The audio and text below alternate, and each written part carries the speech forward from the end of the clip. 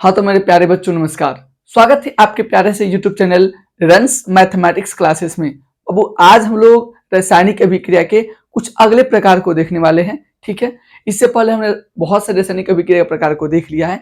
अगर आपने उस वीडियो को नहीं देखा है तो प्लेलिस्ट में या फिर डिस्क्रिप्शन में उसका लिंक है, आप जाके वहां से देख सकते हैं। आज हम लोग पढ़ने वाले हैं बाबू अवक्षेपण अभिक्रिया, उदासीनीकरण अभिक्रिया, उपचयन अभिक्रिया, अपचयन अभिक्रिया, रिडॉक्स अभिक्रिया। तो बाबू बेसिकली अगर बात करें तो हम लोग आज रासायनिक अभिक्रिया के प्रकार को खत्म कर देंगे लोग। ठीक है, तो चलिए एक एक करके शुरुआत करते हैं। सबसे पहले बाबू हमको पढ़ना है जिसका नाम है अवक्षेपण अभिक्रिया। अच्छा, अवक्षेपण क्या होता है? जैसे बाबू मान के चलिए आपने जल में कोई ऐसे पदार्थ को डाला जो उसमें घुल गया। क्या होगा बाबू? घुल गया, और घुलने के बाद से कुछ उसका शेष आपके पास बच रहा है, तो इसे हम क्या कहते हैं बाबू? अवक्षेप। क्या कहते हैं बाबू? अवक्षेप। तो ये जैसी कोई प्रक्रिया होती है, कोई रासायनिक अभिक्रिया होती है और वो होने के बाद से उसमें कुछ शेष बच रहा है, तो बाबू आप उसे क्या कहेंगे? उसे कहेंगे बाबू अवक्षेपण अभिक्रिया। मैंने यहाँ पे क्या लिखा है? वैसी रासायनिक अभिक्रिया जिसमें उत्पाद के साथ साथ, जैसे आपको प्रोडक्ट मिलेगा उसके साथ साथ शेष अवक्षेप का निर्माण होता है। किसका निर्माण होता है बाबू? शेष अवक्षेप का निर्माण होता है, तो उसे बाबू हम लोग कहते हैं अवक्षेपण अभिक्रिया। क्या कहते हैं बाबू? अवक्षेपण अभिक्रिया। एग्जाम्पल के तौर पर देखिए यहाँ पे सिल्वर नाइट्रेट को जब पोटेशियम क्लोराइड में जब डालिएगा तो अब आपको AgCl मिलने वाला है। ठीक है, AgCl आपको उत्पाद के रूप में मिल जाएगा। किसके रूप में मिल जाएगा बाबू? उत्पाद के रूप में मिल जाएगा, यानी कि प्रोडक्ट आपको मिल जाएगा। और साथ ही साथ आपको KNO3 आपको बाबू अवक्षेप के रूप में मिलने वाला है। तो देखिए ये रासायनिक अभिक्रिया हुई। रासायनिक अभिक्रिया के बाद आपको उत्पाद मिला और उत्पाद के साथ साथ आपको अवक्षेप मिल गया। क्या मिल गया बाबू? अवक्षेप मिल गया। और इस प्रकार से अगर कोई भी अभिक्रिया होती है जिसमें अवक्षेप का निर्माण होता है तो उसी को बाबू हम लोग क्या कहते हैं? अवक्षेपण अभिक्रिया। तो आप लोग एक बार मेरे साथ बोलिए, वैसी रासायनिक अभिक्रिया जिसमें उत्पाद के साथ साथ अवक्षेप का निर्माण होता है उसे अवक्षेपण अभिक्रिया कहते हैं। बात समझ में आई होगी। या फिर एक और आप एग्जांपल देख सकते, देखिए यहाँ पे PbNO3 है ना, PbNO3 को जब आप Kl में डालिएगा, ठीक है बाबू, तो केल में जैसे ही आप इसको डालिएगा ना, देखिए तो आपको KNO3 मिल जाएगा। और नीचे देखिए तो नीचे लोग डॉट डॉट खनी PbL2 मिल जाएगा। मतलब ये अवक्षेप के रूप में आपको मिल जाता है। ऊपर आपको उत्पाद मिल जाता है और नीचे ही जाकर तलिया बैठ जाता है, तो बाबू यही आपका क्या होता है बाबू? ये आपका अवक्षेप होता है। तो बाबू अगर किसी भी रासायनिक अभिक्रिया में उत्पाद के साथ साथ अगर आपको अवक्षेप मिल रहा है तो उस अभिक्रिया को हम लोग अवक्षेपण अभिक्रिया कहते हैं। ठीक है, अगला है बाबू आपको उदासीनीकरण अभिक्रिया। नाम से स्पष्ट है उदासीन। क्या बाबू? उदासीन। बात समझ आता है ना?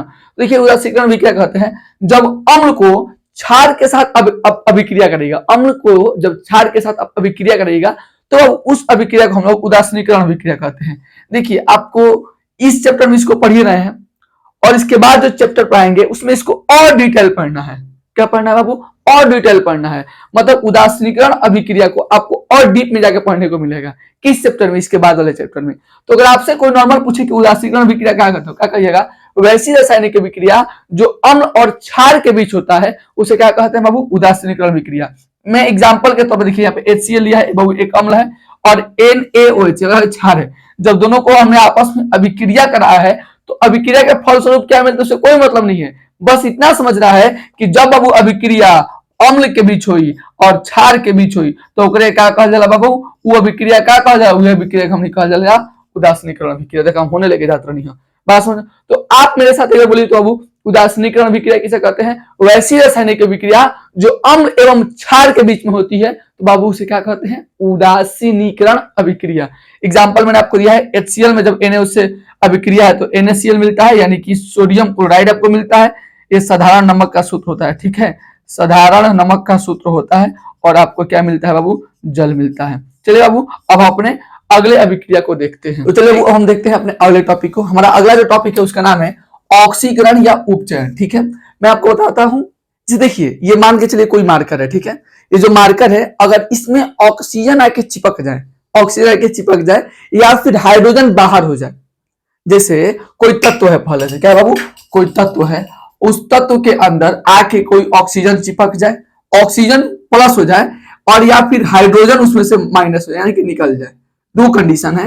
वैसी रासायनिक अभिक्रिया जिसमें ऑक्सीजन ऑक्सीजन की वृद्धि या हाइड्रोजन की कमी होती है। मतलब एक किसी तत्व के अंदर ऑक्सीजन की संख्या या तो बढ़ जाए या फिर हाइड्रोजन निकल जाए तो उसे बाबू ऑक्सीकरण या उपचयन कहते हैं। ध्यान से समझिए इस बात को। जैसे आप यहाँ पे देखिए मैग्नीशियम है ना, तो इस मैग्नीशियम के अंदर ऑक्सीजन आके चिपक रहा है। पहले मैग्नीशियम था और मैग्नीशियम में ऑक्सीजन आके चिपक गया तो बाबू यहाँ पे MgO मैग्नीशियम ऑक्साइड बना है ना। तो देखिए बाबू इस प्रकार की अभिक्रिया को हम लोग ऑक्सीकरण या उपचयन कहते हैं। बात समझ आ गया। तो ये तो बाबू था पहला कंडीशन कि ऑक्सीजन चिपक गया। अगर हाइड्रोजन बाहर भी हो रहा है तो अब उसको हम लोग ऑक्सीकरण या उपचयन कहते हैं। बात को ध्यान समझिएगा। एक और बात आता है कि अगर आपसे इसको पूछ दे कि निम्न में से किस तत्व का ऑक्सीकरण हुआ है, तो अब अगर हमने आके ऑक्सीजन चिपकेगा तो बोलेंगे कि राजस्वर का ऑक्सीकरण हुआ है। इसमें बाबू मैग्नीशियम के अंदर आके ऑक्सीजन चिपका है तो बोलेंगे मैग्नीशियम का क्या हुआ है, ऑक्सीकरण हुआ है। बात समझ में आ गया होगा। नीचे देखिए यहाँ पे कार्बन है, कार्बन में भी अभिक्रिया से पहले केवल अकेला था कार्बन, लेकिन अभिक्रिया के बाद जाके देखिए यहाँ पे कार्बन के साथ ऑक्सीजन चिपक गया है। तो बाबू ये भी किस प्रकार का अभिक्रिया है, ऑक्सीकरण या उपचयन है। ठीक है बाबू। इसमें अगर आपसे कोई पूछे किसका ऑक्सीकरण हुआ है तो बोलिए कार्बन का, क्योंकि कार्बन के साथ ऑक्सीजन के चिपक गया है। बात समझ आ गया। तो आप मेरे साथ एक बोलिए ऑक्सीकरण या फिर उपचयन किसे कहते हैं, तो बोलिएगा वैसी रासायनिक अभिक्रिया जिसमें ऑक्सीजन की वृद्धि अथवा हाइड्रोजन की कमी होती है तो उसे ऑक्सीकरण या उपचयन कहते हैं। ठीक है बाबू। होपफुली आपको समझ में आ गया होगा। दूसरा बाबू है हमारा अवकरण। क्या है बाबू, अवकरण। देखिए अवकरण किसे कहते हैं, जैसे आपको मैंने ऊपर वाले टॉपिक में क्या बताया, ऑक्सीजन का वृद्धि होना या हाइड्रोजन कमी होना, ठीक उसका अपोजिट इसमें क्या होगा, ऑक्सीजन का कमी होगा और हाइड्रोजन का वृद्धि होगा। जैसे कोई तत्व है, क्या है बाबू, कोई तत्व है तो तत्व का दो कंडीशन है, या फिर हाइड्रोजन पहले बढ़ना चाहिए, हाइड्रोजन में वृद्धि होनी चाहिए, या फिर ऑक्सीजन उसमें से क्या होना चाहिए, कमी होना चाहिए। तो बाबू उस प्रकार की अभिक्रिया को अवकरण या अपचयन कहते हैं।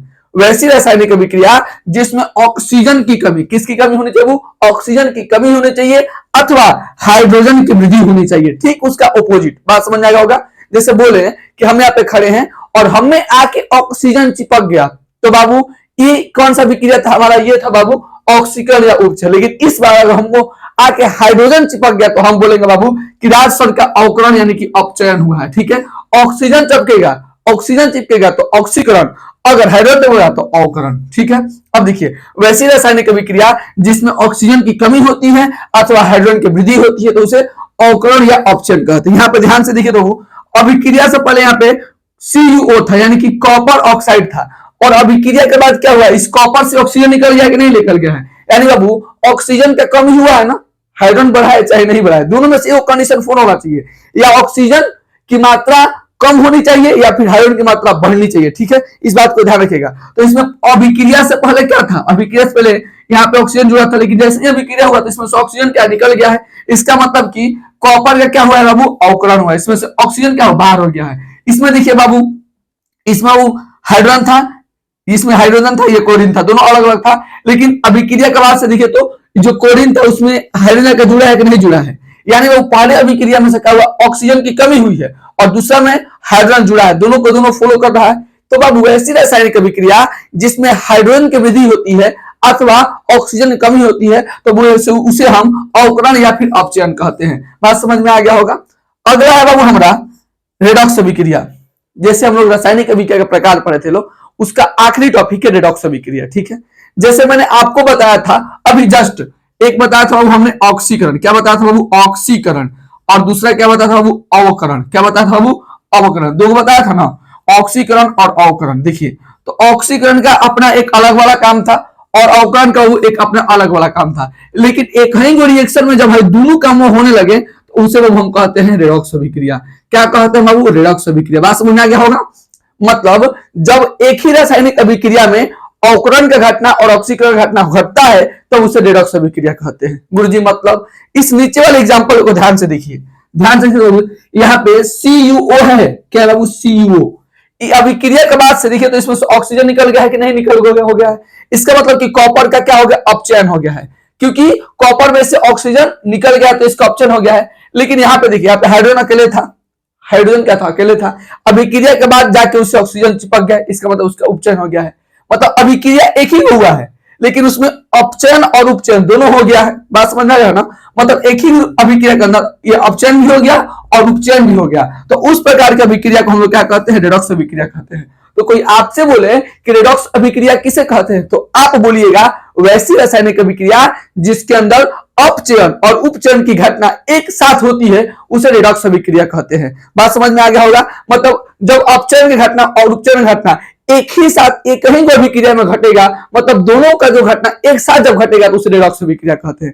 एक बार आप मेरे साथ बोलिए, रेडॉक्स अभिक्रिया वैसी रासायनिक अभिक्रिया जिसमें अपचयन और उपचयन एक साथ होती है उसे क्या कहते हैं, रेडॉक्स अभिक्रिया। नीचे आपको हम समझा दिए हैं, ऊपर भी एक बार समझा देते हैं, ध्यान से समझिए। यहाँ पर CuO है, ठीक है, यहाँ पे H है, ठीक है बाबू, ध्यान से समझिए, H2 है।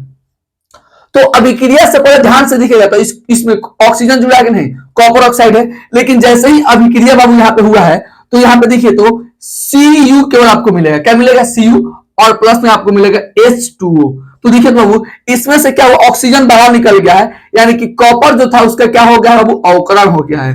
क्या हो गया है, कॉपर का अवकरण हो गया। बात समझ में आ गया होगा। अब इसमें हाइड्रोजन था, अभिक्रिया से पहले हाइड्रोजन अकेले था, लेकिन जैसे ही अभिक्रिया हुआ है तो यहाँ पे ध्यान से देखिए तो ये क्या, इसमें ऑक्सीजन चिपक गया है, तो ऑक्सीजन चिपक गया, इसका मतलब इसका क्या हो गया, उपचयन हो गया है। क्या हो गया, वो ऑक्सीजन का उपचयन हो गया है, यानी कि ऑक्सीकरण हो गया है, ठीक है, ऑक्सीकरण को ही उपचयन कहते हैं। तो एक ही को अभिक्रिया करना आपको दोनों दिख रहा है ना, आपसे ये बात जरूर पूछता है कि किसमें अपचयन हुआ है और किसमें उपचयन हुआ है। तो ध्यान से देखिएगा, जिसमें ऑक्सीजन बढ़ेगा उसका ऑक्सीकरण यानी कि उपचयन होता है, और जिसमें हाइड्रोजन का घटना, हाइड्रोजन वृद्धि होगा, ऑक्सीजन कम होगा, तो उसमें बाबू आपका अवकरण या उपचयन होगा। बात समझ में आ गया होगा। तो बाबू आज के टॉपिक में हम लोग रासायनिक अभिक्रिया को पूरा खत्म कर लिए हैं। अगले क्लास में हम लोग कुछ और बात को जानेंगे और ये चैप्टर खत्म हो जाएगा। तो मेरे कलेजे के टुकड़ों, अगर आपको कोई भी दिक्कत होता है तो आप कमेंट करिए। मिलते हैं अगले क्लास में, तब तक के लिए जय हिंद।